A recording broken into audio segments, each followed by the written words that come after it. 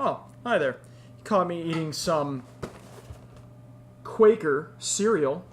And just to read the back, by eating this, I'm going to Quaker up. And I just thought it'd be interesting. I just looked at the back. It says, Quaker provides the fuel you want to keep you and your family going through the day. And that was really the theme of Quakers. I mean, they were the family. They were everybody's religion. They had open tolerance, the first one in the American colonies next to Rhode Island. Now, when you look at my denomination is Roman Catholic. We do things a little bit differently.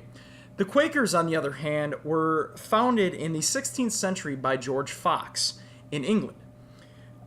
King Charles II granted William Penn a territory of land which later became known as Pennsylvania and was known as the open, tolerant land for people that worshiped in God but maybe didn't worship the Protestant way or another denomination.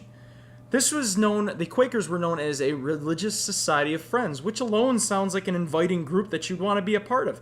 I mean, and why not? It talks about open toleration, worship God the way that you should, and that's really what we should get back to as Christians. Not what divides us, but what brings us together, and that ultimately is God. Quakers stressed a direct relationship with God. They did not believe in the ministry practices. Fox himself, in one of my sources, I believe it's the Quakerism Beliefs, he discusses that Christ has come to teach the people. He has come to teach the people, not ministers. God will teach the people his religious teachings through Scripture.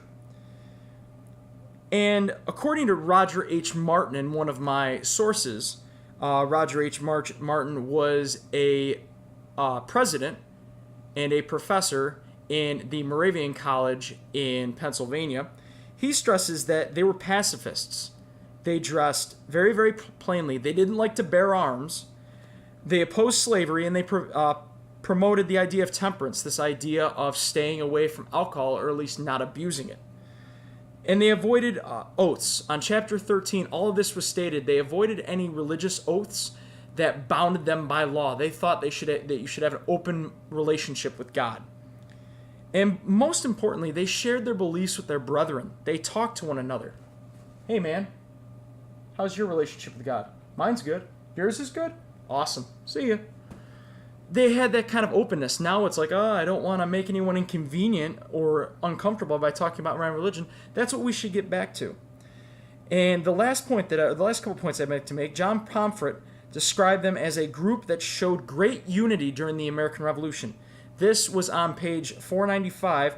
John Pomfret was a president of William & Mary College, and that is the second oldest university in the United States. So, just that by alone, he gives a first-hand account of how they acted during the American Revolution when we were at odds with Great Britain. They showed the most unity out of all groups. And I'd like to end on this.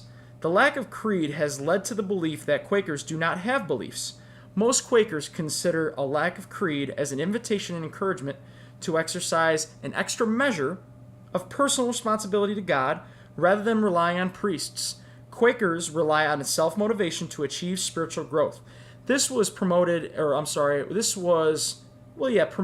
a Pacific Yearly meeting because Quakers, they had their worship and then they had their meetings.